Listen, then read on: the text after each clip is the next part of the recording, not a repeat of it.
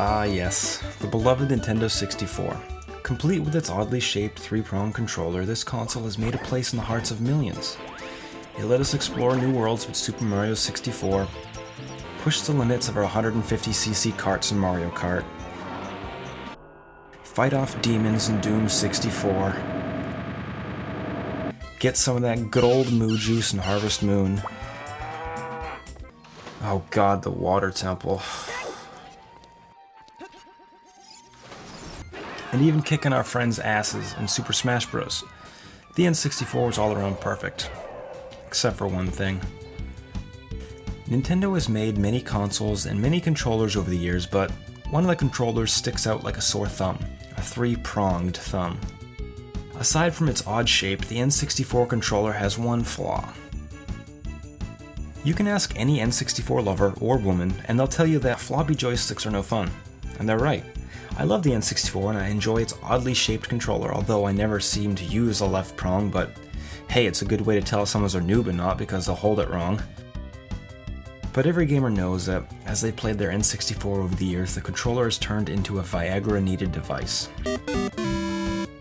There's not much you can do unless you want to avoid playing any games that use quick, aggressive motions, so basically all the fun games will kill your joystick, but I mean, you could still play Hey You Pikachu. Pikachu doesn't mind a floppy joystick, but frankly, Pikachu doesn't know much at all. Pikachu, look at the cute little caterpies.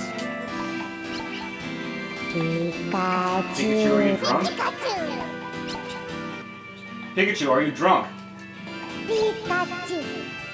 So you're drunk. You're admitting that you're drunk.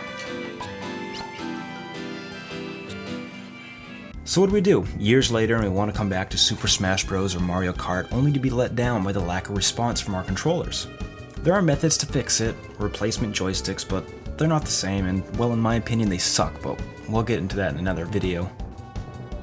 It's too bad Nintendo didn't make a second-gen controller for the N64 like Sega did for the Genesis, or Microsoft did with the Xbox controller. I don't have the slim version, but good god damn, look at the size of this sucker. I mean, it was built for Shaq. So what do? If you want to hunt down an original N64 controller, you're going to end up spending some good money and you'll end up with the same problem years later. I never buy third-party controllers because I feel they don't match the quality of the original, made by the company that made the system, but then I met Hori. Hori is a Japanese company that makes the best third-party controllers, period.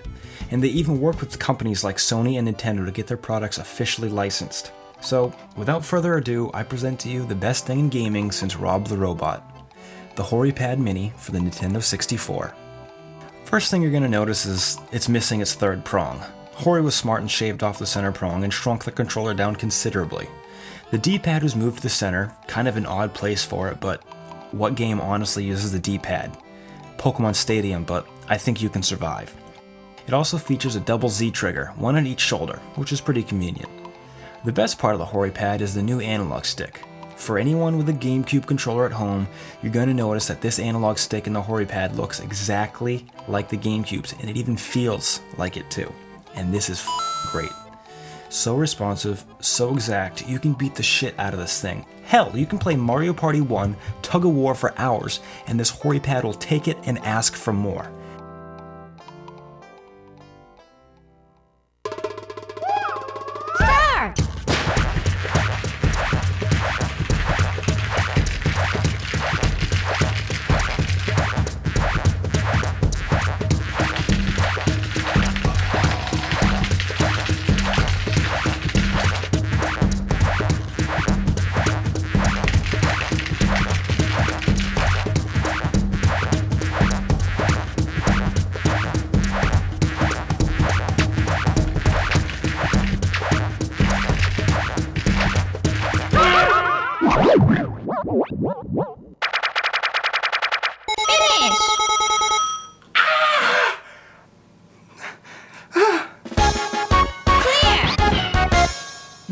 Mario Party, why do you always do this to me?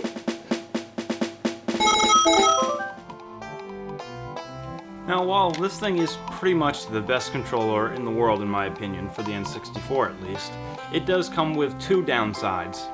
The first one being its price. I'd spent $64 on this guy, and I spent $70 on this guy. Now, they were imported from Japan, but they were also both used. That's right, I spent $70 for used controllers.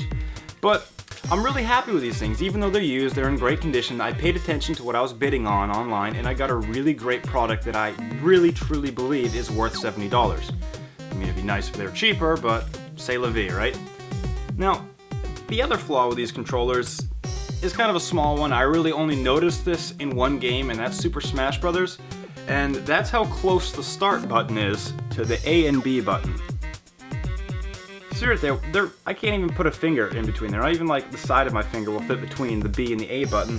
Whereas on the older controllers, or should I say the standard N64 controllers, there's quite a bit of space. I mean, I can put my whole thumb in between to start. And I don't ever have to worry about playing the game and accidentally sliding my finger way over there and hitting start. That's kind of a reach. But with this guy, unfortunately, it's pretty close. So as you can see, my thumb is almost touching it right there. And sometimes when I'm sliding up for a quick B move, I might bump into the start, and then I pause the game while we're playing Smash. It's a little annoying. That's really the only downside to this controller, is that it's expensive and the start button is kind of close, so you got to be careful on that. But other than that, beautiful, beautiful piece of art right here. Two of them. We're a happy family. Got him. This thing is rugged, well built. It can't be beaten. Most third-party controllers, they feel cheap in my hands. I feel the plastic they use is not the same, the button responsiveness is not the same, but this almost feels like it could have been made by Nintendo. It should have been made by Nintendo. But what Nintendo failed to do with their analog stick, although it was revolutionary at the time, Hori Pad was able to make it much better. And like I said, you need to buy this thing. I know it's $70, but trust me, once you buy one, you're gonna want two. You're gonna want three. Hell, you want four. I want four, but I also want $140. So pick this sucker up. You will not be disappointed, and play your heart out. Play every goddamn game on your N64 with that sucker, and never will you see that joystick flop or sag at all. I can't lose! I'll take care of the bomb now.